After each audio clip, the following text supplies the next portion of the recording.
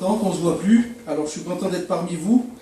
David m'avait demandé dimanche de vous faire la réunion et je devais partir. Alors j'ai dit que je devais partir et puis je suis pas parti.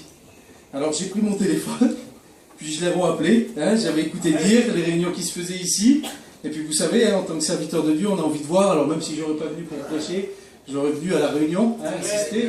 On aime voir l'œuvre de Dieu, on aime voir ce que Dieu fait. Croyez pas que c'est la volonté d'un homme. C'est par le désir d'un homme que ces choses se font. C'est le désir de Dieu. Parce que Dieu veut sauver, Dieu veut bénir. C'est dans la volonté de Dieu. Alors merci Seigneur, on est heureux d'être là.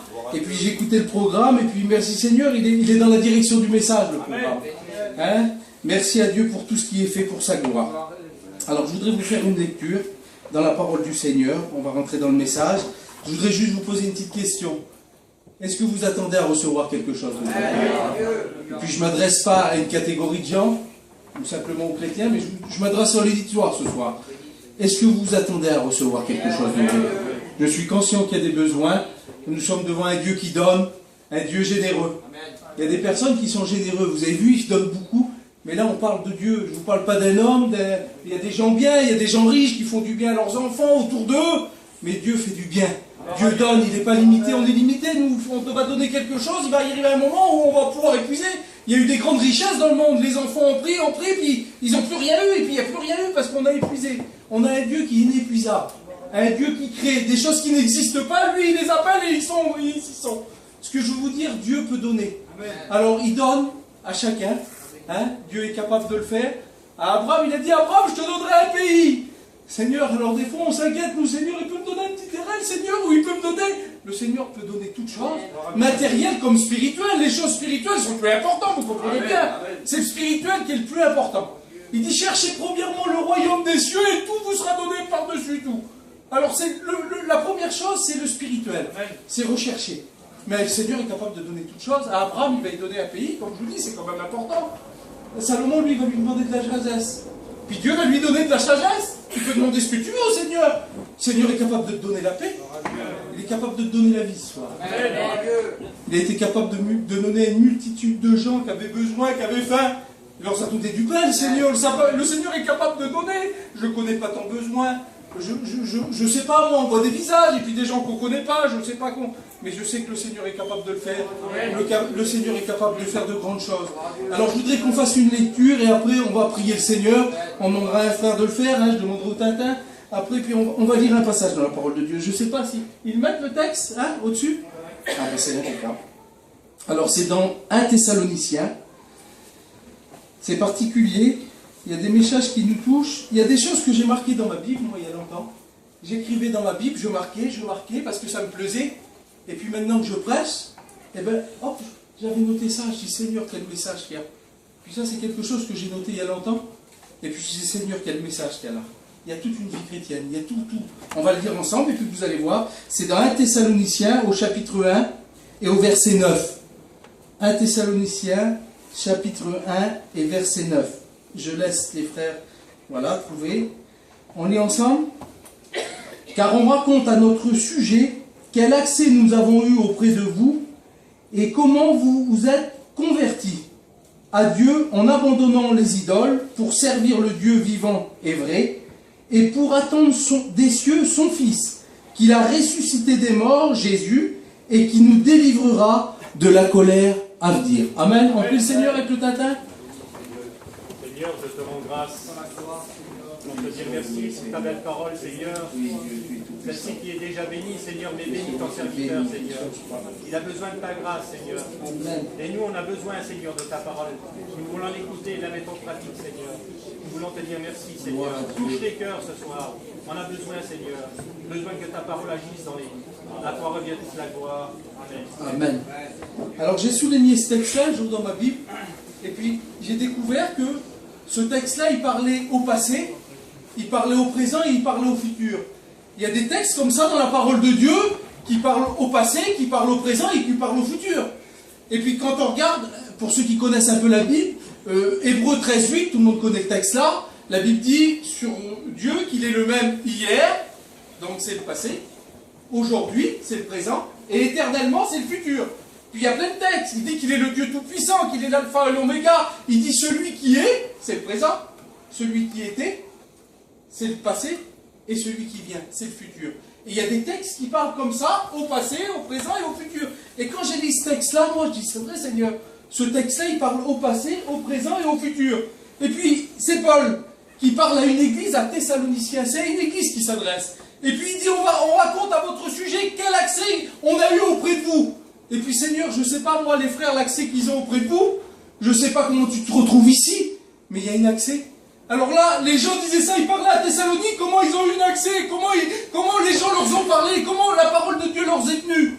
Et puis Seigneur, merci Seigneur pour les frères qui viennent, pour les frères qui travaillent pour le Seigneur, qui témoignent. Il n'y a pas que les serviteurs de Dieu, il y a les chrétiens, il y a les chrétiennes, et puis on travaille pour le Seigneur. Et je ne sais pas comment le message qui est venu, je ne sais pas comment tu as appris qu'il y avait des réunions ici. Mais il y a eu un accès, merci Seigneur, et je rends gloire à Dieu pour ça. Et puis là, c'est Paul qui dit ça, on raconte à notre sujet quel accès nous avons eu auprès de vous. Vous voyez le texte, il n'est pas mis. Dommage. Si, c'est le texte là. Voilà, on raconte à votre sujet quel accès nous avons eu auprès de vous, et comment vous vous êtes convertis à Dieu. Alors c'est magnifique, c'est ce que les gens disaient sur eux. Comment vous vous êtes convertis à Dieu. Et puis que c'est beau Seigneur. Parce que quand on rencontre les gens, quand on rencontre le Seigneur, croyez-moi que ça fait parler. Il y a des personnes qui ont rencontré le Seigneur, et puis on en a parlé. Moi, le premier, quand j'ai vu des garçons qui ont rencontré Dieu, on en parle. Et puis les gens en parlent. Et puis ce soir, si tu rencontres le Seigneur, crois-moi que ça va parler. Amen. Ça fera parler peut-être dans ton foyer, peut-être dans ta famille, peut-être tes enfants, tes parents, je ne sais pas. Mais quand une personne rencontre le Seigneur, ça en parle. Amen. Parce que c'est terrible, on a du mal à concevoir, nous, de rencontrer Dieu, de faire une rencontre. Tout le monde croit en Dieu. Je parle à n'importe qui, tu crois en Dieu, il croit. Mais de rencontrer Dieu, c'est quelque chose de différent. Une personne qui rencontre le Seigneur, il est bouleversé. Sa vie change, tout change. Et puis, c'est ce que nous dit la parole de Dieu. Il dit comment vous êtes convertis à Dieu. C'est ce que les gens disaient sur eux. On parlait sur l'église de Thessalonique. Quel accès qu'ils avaient eu, comment ils s'étaient convertis à Dieu. Il dit en abandonnant les idoles. Puis si j'ai Seigneur, en abandonnant, ils avaient rencontré Dieu. Alors quand on rencontre le Seigneur, bien sûr, tout change, notre vie change. Amen. Et puis, ils avaient abandonné les idoles. Alors je dis, Seigneur, c'est un pluriel, ça. Les idoles. Il y a combien de choses qui nous éloignent de Dieu? Il y a combien de choses qui t'éloignent de Dieu? Il y a des choses qui nous éloignent de Dieu. Que ça soit, il le ferait parler des jeux, il y a le tabac, il y a la drogue, il y a l'alcool. Il y a les querelles, des fois. Il y a la méchanceté, il y a la jalousie. C'est toutes des choses qui nous éloignent de Dieu. Et puis là, c'est ce qu'il dit, comment vous êtes convertis à Dieu en abandonnant les idoles. Il faut l'intervention de Dieu.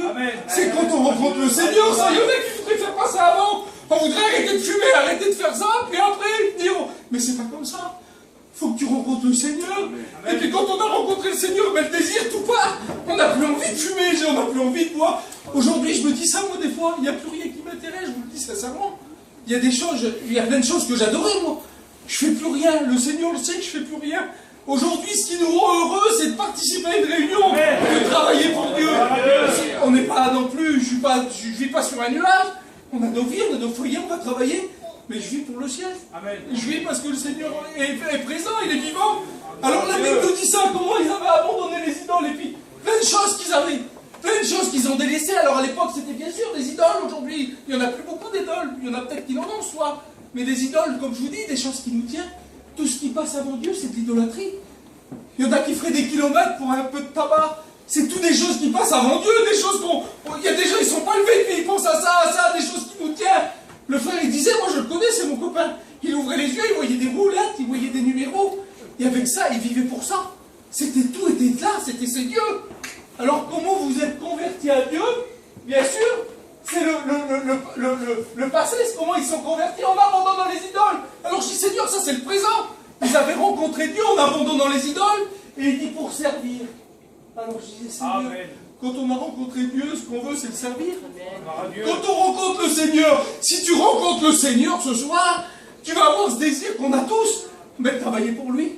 Tu es heureux de mettre une chaise, tu es heureux de faire quelque chose pour le Seigneur, tu es heureux de témoigner. Il y a des personnes peut-être qui sont chrétiens ici, puis ils ne travaillent pas pour Dieu. Alors peut-être qu'il y aurait un problème.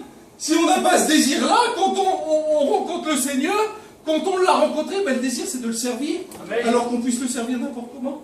Tu peux le servir en jouant d'être musicien, jouer de la guitare, tu peux le servir en mettant un bouquet de fleurs, tu peux le servir une petite bouteille d'eau. Il y a tellement de choses qu'on peut servir Dieu en témoignant pour lui. Amen. On sert le Seigneur. Amen. Alors comment ils avaient abandonné Parce que c'était le service. Puisqu'il compte d'un chrétien, c'est de servir Dieu. On peut pas vivre une vie chrétienne sans servir Dieu. On a besoin de servir le Seigneur. On veut travailler pour Dieu. Et un chrétien, c'est son désir. Puis si tu rencontres le Seigneur, je le crois de tout mon cœur, moi, mais tu serviras Dieu. Amen. Tu es obligé de servir. Jamais tu aurais peut-être fait quelque chose pour Dieu. Je te dis maintenant de faire quelque chose pour Dieu. Jamais tu le ferais. Moi, aller en mission là, moi, faire ça, jamais je le ferai. Il n'y a pas longtemps, on vient d'Irlande. Moi, jamais de ma vie, j'aurais été en Irlande. Je vais aller en Irlande. J'aurais peut-être vu Las Vegas. Je ne sais pas si je m'aurais fait un voyage. J'aurais fait n'importe quoi. J'aurais été dans d'autres endroits. Amsterdam. On aimait faire plein de choses aussi. On aimait la drogue aussi. Il y a des choses qu'on aurait voulu faire. Jamais. On a été en Irlande parce que c'est le Seigneur. On veut servir Dieu. Et quand on veut servir Dieu, on est capable de faire de grandes choses pour lui. Et des choses qu'on n'aurait jamais pensé. Il y a des choses que tu pensais jamais faire pour Dieu. Si tu le rencontres ce soir, tu vas faire des choses que jamais de ta vie tu aurais pensé. Il dit que s'il va créer en vous quelque chose, une œuvre que même si on vous la racontait, vous n'y croirez pas. Et ça, c'est l'œuvre de Dieu. C'est pas l'œuvre d'un homme.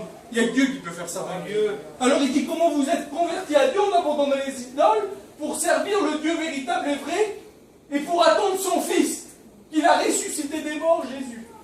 Puis ça, c'est l'espérance. Amen. Un chrétien, il vit avec l'espérance. Il dit vous étiez morts, il dit dans vos péchés sans espérance. Une personne qui n'a pas Dieu, il est sans espérance. Si tu pars demain, tu t'es déjà posé la question. Quelle espérance que tu as? Aujourd'hui, on a une espérance. Nous qui sommes chrétiens, on sait qu'un jour, Jésus va revenir pour attendre son Fils. Aujourd'hui, un chrétien, il attend Jésus. Amen. Je ne sais pas comment tu l'attends. Il y en a qui l'attendent les bras croisés. Mais que c'est bon de l'attendre en travaillant pour lui. Et puis, Seigneur, je ne sais pas ce que tu attends, toi. Mais d'attendre Jésus, c'est la plus belle chose qu'il y a. Ton espérance, elle est où? Elle est basée sur quoi? L'espérance, c'est la plus belle chose d'un chrétien. Un chrétien qui vit avec l'espérance, on savait qu'il y a un ciel, mais il ne veut plus après. On est obligé de laisser la terre, les choses du monde, parce qu'on sait qu'il y a quelque chose de plus glorieux qui nous attend. Il y a quelque chose de plus grand qui nous attend. Des fois, on a du mal à le réaliser, on est dans notre petit monde, la vie reprend le dessus, mais qu'il est bon de se mettre devant lui, puis quand on est visité, puis que le Seigneur nous bénit, on a envie de travailler pour lui, et puis on attend son retour. C'est quelque chose de beau. Je peux vous dire que depuis quelque temps, je l'attends. J'attends Jésus, c'est terrible ce que je vous dis là. Je pense au retour. Je voudrais que le Seigneur revienne. Alors c'est sûr qu'il y a toujours, Seigneur, il y a un tel, on a de la famille. J'ai ma petite qui grandit, et puis on pense à toutes ces choses-là. C'est la seule chose qui nous dirait, Seigneur, ben, si tu t'entrais un petit peu, ça serait bien. Mais personnellement, moi je voudrais que Jésus revienne. Je voudrais, il y a quelques années, on a passé par la séparation. Je sais qu'il y a des personnes qu'on voudrait voir. Il y a une attente, il y a de l'espérance avec le Seigneur. Il y en a qui sont sans espérance. Un jour, j'étais avec mon vieux oncle, moi. Puis c'était au moment des Toussaints. Puis on a été sur nos tombes. Puis j'en parle, il n'y a pas beaucoup de ma famille, s'il n'y en a pas. Et puis on a été, puis chez nous là-bas, ils font des bandes même devant les tombes. Passons du matin jusqu'au soir. Passons les journées dans le cimetière. Alors vous allez là-bas, vous savez qu'il y a tout le monde. Et un jour, on est reparti avec mon vieux oncle. Puis il me dit, mon fils, il me dit, regarde, ils étaient assis là depuis le matin, ils parlent où ils sont. Ils ont ça, ils n'ont pas d'espérance. Que c'est beau l'espérance. Que c'est beau qu'il y a dans le ciel, il y a une vie qui nous attend près du Seigneur. Et ça, c'est l'espérance. Alors c'est beau, Seigneur, parce que la Bible nous dit qu'il est parti nous préparer une place. Je ne sais pas si vous êtes conscients que Jésus est parti, c'est les mots qu'il a eus. Je m'en vais vous préparer une place. Il dit, quand je me serai allé, je reviendrai et je vous prendrai avec moi. Amen. Afin que là où je sois, vous y soyez aussi. C'est ce que le Seigneur veut. Et une place. Il y a des personnes qui n'ont jamais rien eu. J'ai jamais rien eu sur terre, moi. J'ai jamais eu de terrain. J'en ai eu un là. Mais on n'a jamais rien eu. Ce que je veux vous dire, on aura une maison. Vous imaginez que la Bible dit que les familles seront ensemble dans le ciel. C'est quelque chose de beau. Alors il dit que le Seigneur va nous revenir et il nous explique. La Bible nous explique même comment ça va se passer. Il dit qu'il y a un signal donné à la voix d'un archange, alors les morts en Christ ressusciteront, et nous les vivants partirons à la rencontre du Seigneur dans les airs. C'est beau, Seigneur. C'est quand même quelque chose de grand. C'est ce qu'on attend. C'est la vérité, c'est de la parole de Dieu. Si tu cherches de tout ton cœur, si tu cherches comme le frère, eh bien cet esprit est capable de te montrer que c'est la vérité, qu'il y a de l'espérance, regardez tout ce qui va, et puis on va en venir dans le message. Donc attendre Jésus, la résurrection, et puis le retour du Seigneur. Alors, et puis il dit qu'il nous délivrera de la colère à venir. Je disais, Seigneur, j'en parle ce soir ou quoi? Et puis je suis obligé de vous en parler. Amen.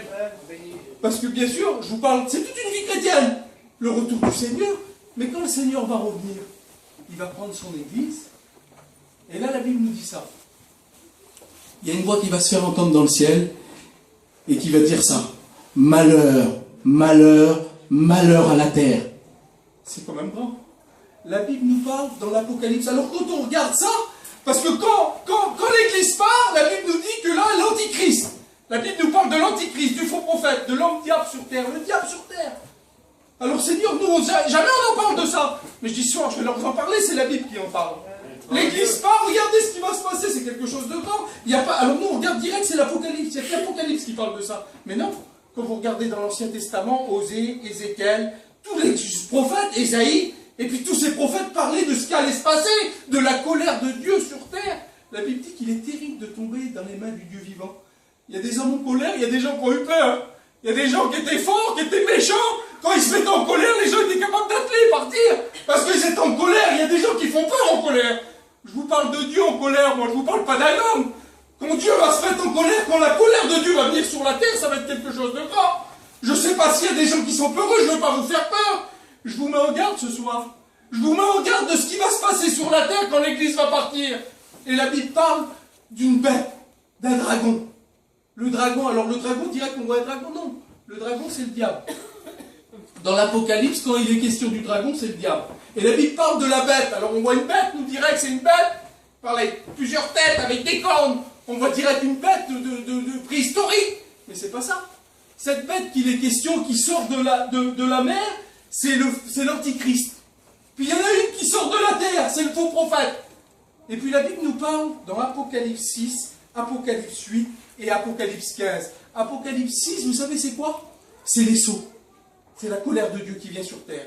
Alors la Bible nous dit que là, il y aura des sceaux ouverts, il y aura 7 sceaux.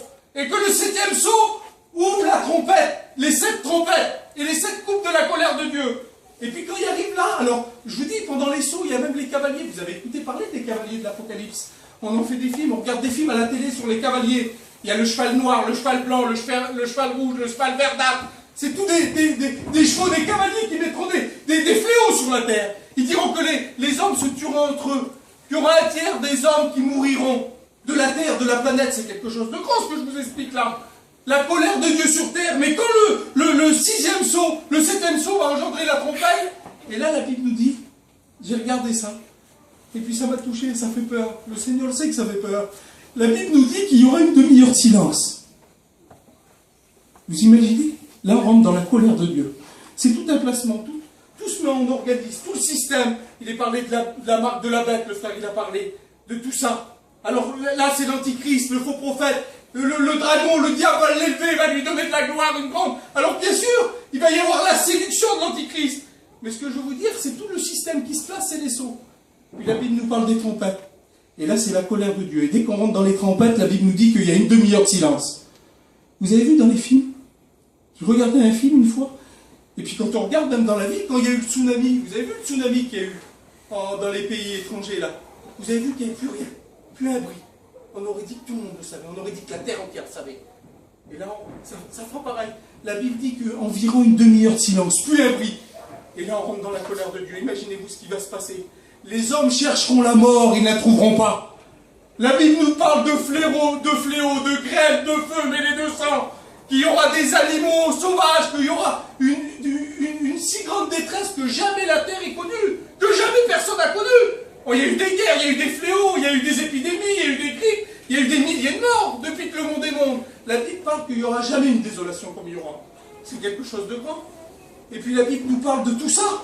Alors Seigneur, c'est pour ça que je vous parle, c'est important d'être chrétien. Aujourd'hui, t'es chrétien, t'as le Seigneur, tu vis avec Dieu. C'est la plus belle chose qu'il sera trop tard. Aujourd'hui, tu peux l'accepter. C'est pas après, c'est maintenant que tu peux, et puis tu peux quitter cette terre.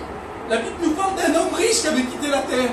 Et puis il va crier, Père Abraham, il va prier lui. Mais il sera trop tard, c'est pas quand tu seras parti. C'est pas quand tu auras quitté cette terre que tu pourras crier. La Bible nous dit que c'est maintenant. Il y a un texte qui m'a touché, je disais cet après-midi, il dit que le Fils de l'homme a le pouvoir de pardonner les péchés sur la terre.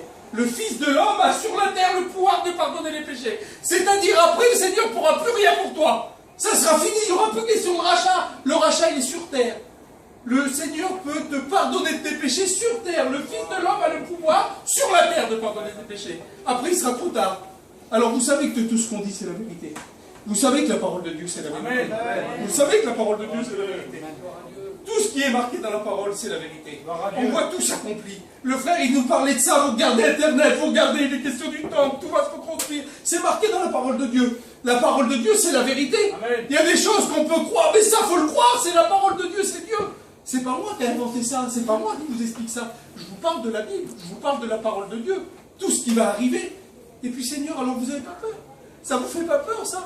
Que vous pouvez vivre avec Dieu, attendre son retour, ou si vous arrive quelque chose, partir près de Dieu. C'est la plus belle chose, avoir la paix. Être heureux, Seigneur, avec rien. Aujourd'hui, il faut beaucoup de choses pour être heureux. Les gens, faut qu'ils font des voyages, des sports d'hiver, faut qu'on aille... Mais avec Dieu, on est bien sans rien. J'ai pas besoin des sports d'hiver, moi. J'ai pas besoin de la mer. Je suis heureux parce que j'ai Jésus. Je suis heureux, je suis bien. On est bien avec le Seigneur et les frères peuvent le témoigner. On n'a pas besoin de ça. Tout ce que je vous dis, vous savez que c'est la vérité. Je regardais avec une émission de télé. Je vous explique cette histoire-là. Je regarde une émission de télé. Et puis c'était une histoire, comment ils capturaient dans les pays, je ne sais plus, aux Indes, comment ils capturent les singes. C'est des petits singes, ils sont inattrapables. Ils courent à 300 à l'heure, ils sautent dans les arbres, c'est inattrapable. Alors vous savez, ils ont trouvé un système comment les attraper. Ils font un trou dans un arbre. Ils font un trou dans un arbre. Le petit singe, là, il aime les pommes. Alors ils prennent une pomme. Au fond de l'arbre, dans le trou, ils mettent une pomme. Elle est bloquée au fond, elle est attachée, ils ne peuvent pas la sortir, elle est impossible de la sortir. Ils mettent la pomme là, ils se reculent, ils ont des filets avec une perche, et le petit chien, ils ne peuvent pas l'attraper, alors il arrive à fond, il veut la pomme lui. Il court à fond, et puis il passe la main dans l'arbre, et puis là il veut tirer la pomme, mais la pomme il ne peut pas l'enlever. Elle est attachée la pomme. Alors il force, vous voyez le petit chien, il se débat, il veut la sortir, mais il ne peut pas la sortir, la petite pomme là. Il sait qu'il va être capturé. Vous le savez ce qu'on vous dit que c'est la vérité. Il tient, lui, il est pris, il est tenu. Alors il arrive avec le filet, puis il prend. Ils savent, Seigneur, vous savez tout ça. Vous savez tout, que c'est la vérité, je ne sais pas ce qu'il tient, moi. Lui, c'est une petite pomme qu'il tenait. Je ne sais pas ce qu'il tient. Mon frère, ma soeur, je ne sais pas ce qu'il tient. Mais lâche-le. Lâche, fais confiance au Seigneur. Demande à Dieu. Il va t'aider, le Seigneur. Vous croyez que le Seigneur ne nous a pas aidés? Jamais on aurait pu s'en sortir. On avait tous les mêmes vies, loin de Dieu. C'était difficile. Le Seigneur, il veut t'en sortir de là. Que tu puisses lâcher. Et puis le Seigneur, il va te bénir. Je ne voudrais pas aller plus loin. Je voudrais qu'on prie le Seigneur. Et puis devant le message, je ne voudrais pas terminer la réunion sans te laisser l'occasion. Sans te laisser l'occasion de donner ton cœur à Dieu ce soir. Tu peux donner ton cœur à Dieu ce soir. J'ai rien senti, j'ai été brisé. Je ne sais pas ce qu'on appelle brisé. Tu sais que c'est la vérité, tu sais que Dieu est vivant. Ben, c'est la plus belle chose qu'il y a. Accepte le Seigneur, dis Seigneur, je t'accepte. S'il y aurait une personne ce soir, pendant que les fronts sont courbés, s'il y aurait une personne qui voudrait accepter Jésus, Seigneur, c'est tout simple. Tu acceptes Jésus, aujourd'hui tu es un chrétien. Quelle bonté, Seigneur. Tu peux l'accepter.